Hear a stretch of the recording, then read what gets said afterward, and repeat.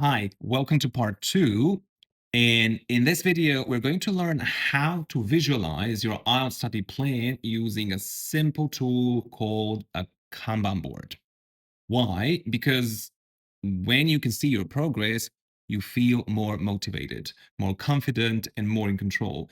Without the visual feedback, it's easy to forget how much you've already done, and that can kill your momentum. So, in this part, I'll show you how to set up a visual system that helps you stay focused, consistent, and encouraged as you move forward. So, let's get started.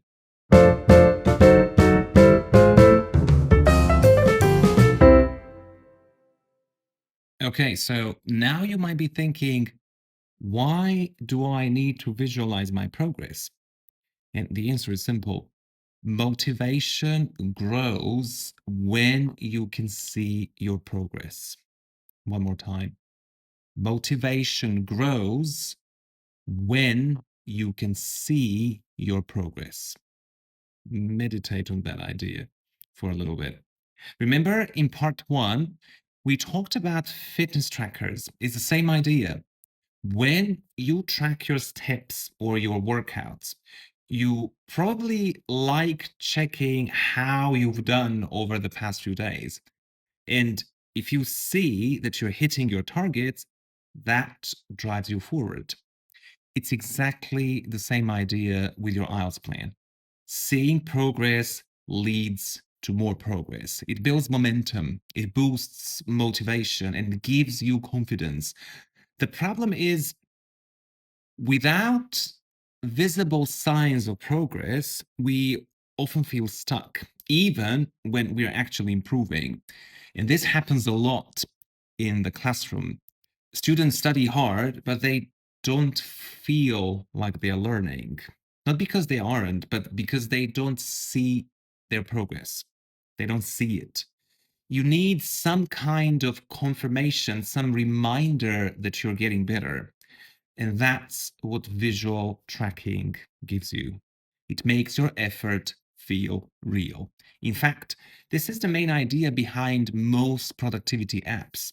They're not just fancy to-do lists, they're tools to help you see what you've done, what's in progress, and what's next. If you don't visualize it, it's easy to forget how far you've come. And it's even easier to feel overwhelmed by what's left. That's when people start losing momentum, even if they're actually working hard. So here's the message. You need to see your progress, period. And if we know that visualizing works, if we know it drives motivation, then why would you not use it? IELTS is not easy. You might be studying for 6, 9, even 12 months, or even longer. And that's a very long time. And during that time, you need to make your progress visible because it works. What's the solution? A very simple but incredibly powerful tool called the Kanban board. If you're curious about the background or history, you can just Google it. Kanban was originally developed at Toyota to manage production more efficiently, but today it's everywhere. It's built into almost every productivity app you can find online.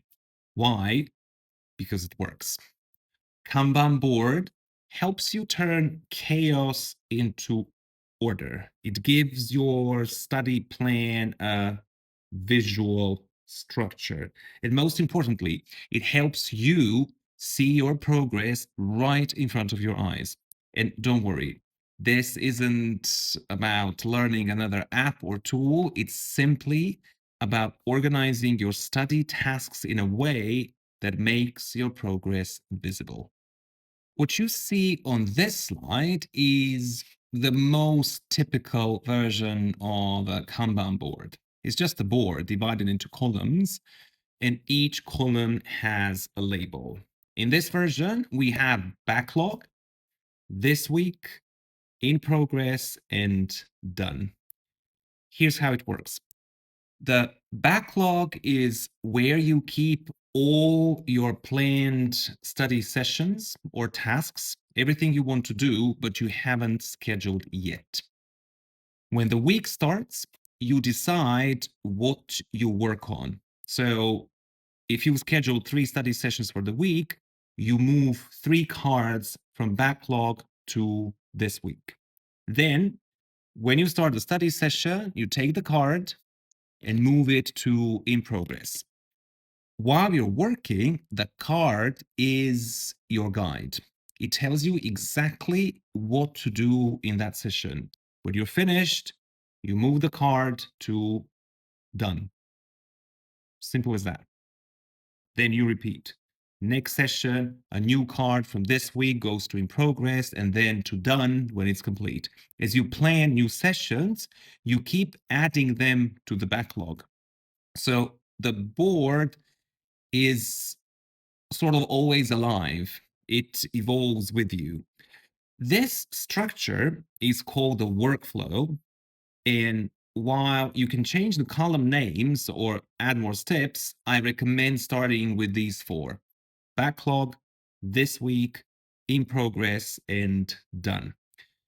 You can use a simpler version with just 3 columns to do, doing, done. That's totally fine too. Each card is one study session or one task. I'll talk about that later. But for now, just remember you move the cards as you work.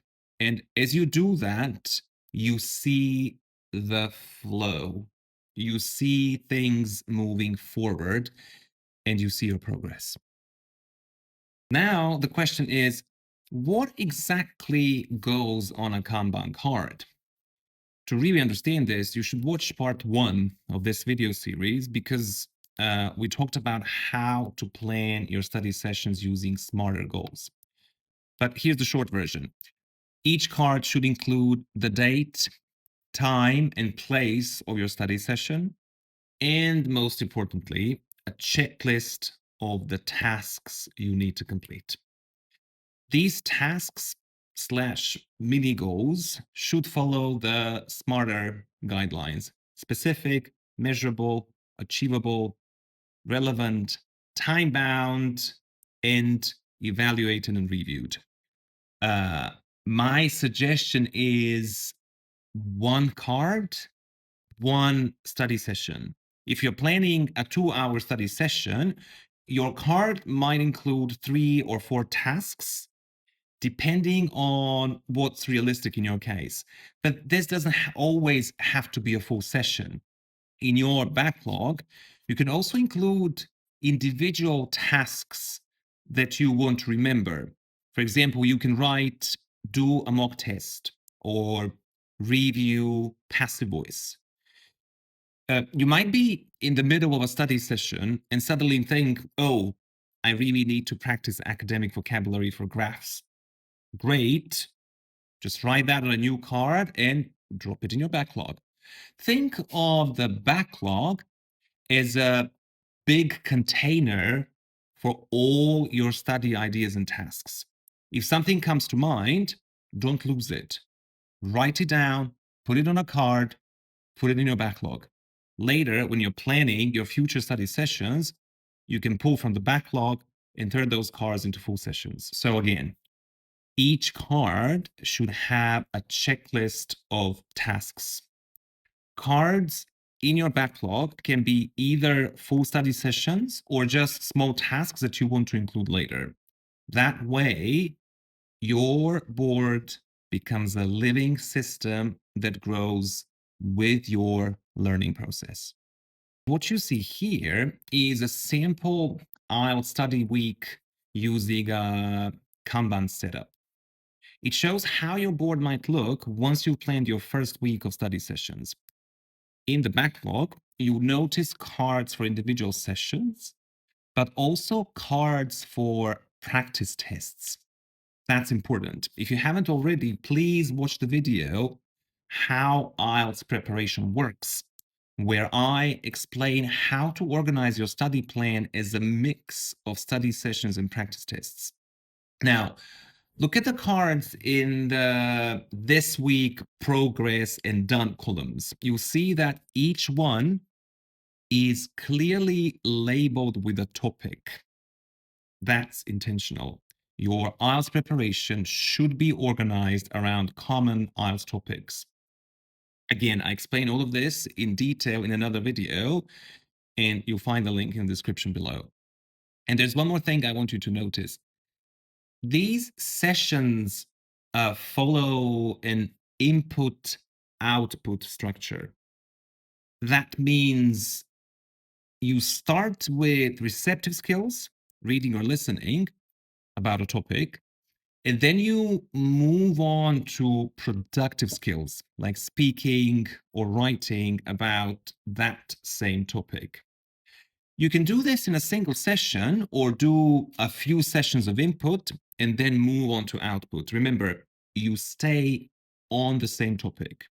For example, in one session, you read an article and then listen to a podcast on technology and education. And then in the following session, you write a task to response or record yourself answering speaking 3 questions on the same topic. This input then output structure helps you build vocabulary and practice using it. Let me just remind you why this system works and why I really encourage you to create your own Kanban board. Reason number 1, planning reduces decision fatigue. The more decisions you make before you study, the easier it is to get into the zone when you study. So when you sit down, you're not wasting time deciding what to do. You just start. And that helps you build momentum and flow. Second, the Kanban board makes your work visible. Just like a fitness tracker shows how many steps you've taken or how well you slept, the board shows you exactly what you've done and what's next. And that visibility feels good. There's something almost magical about moving a card from in progress to done. It's not just visual, it's also physical. You see the task move and you feel it moving. That movement creates a sense of real, tangible progress. And over time, honestly, after just a week or two, you start to trust yourself more. You start to feel more consistent because you're watching your consistency grow. It's a quiet kind of confidence that builds up slowly, but it's real. And one more thing, you need to plan your planning. This kind of system only works if you make time to set it up and maintain it. So you have to put a card in your backlog called planning session. This is where we borrow a few ideas from agile project management, specifically from Scrum. In Scrum, work is organized into time periods called sprints, usually 2 to 4 weeks. And each sprint, each time period, begins with a planning session. For a 4-week sprint, a planning session can take up to 8 hours. You do the same. Every few weeks, schedule time to review your board and plan the next block of study sessions.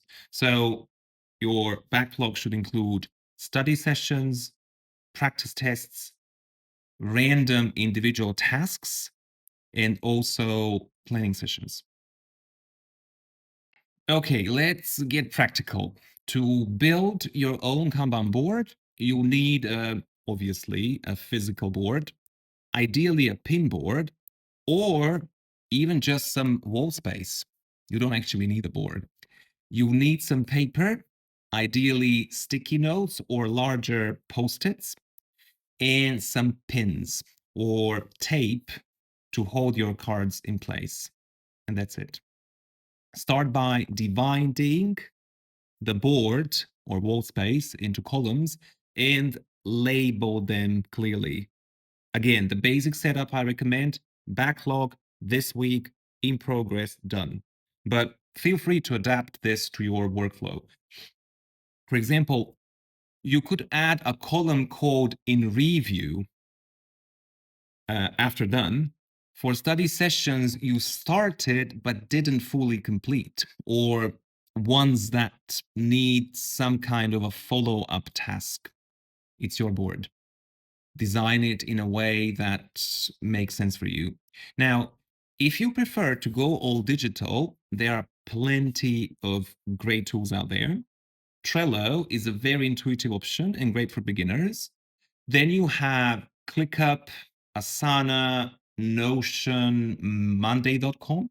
Some of these have free versions that include Kanban style boards. So if you're more comfortable keeping everything on your screen or on your phone, you absolutely can. Whether you go physical or digital, what matters is this: you're making your progress visible and you're organizing your study routine in a way that works for you. However, however, I still recommend you have a physical board. Why? Well, especially if you have regular study space, if you're not moving much, because for digital ones, you need to open the website or the app to see it. A physical one is just always there. So don't leave your progress to your imagination. Make it visual, make it obvious, put it in front of your eyes. If we know, and we do, that setting specific goals makes us more productive. And if we also know, and we do, backed by research, that seeing progress, seeing it, builds motivation, then let's use that to our advantage. That's exactly why you need to start organizing your study time around smarter goals and a visual plan using a very simple but so powerful tool, the Kanban board.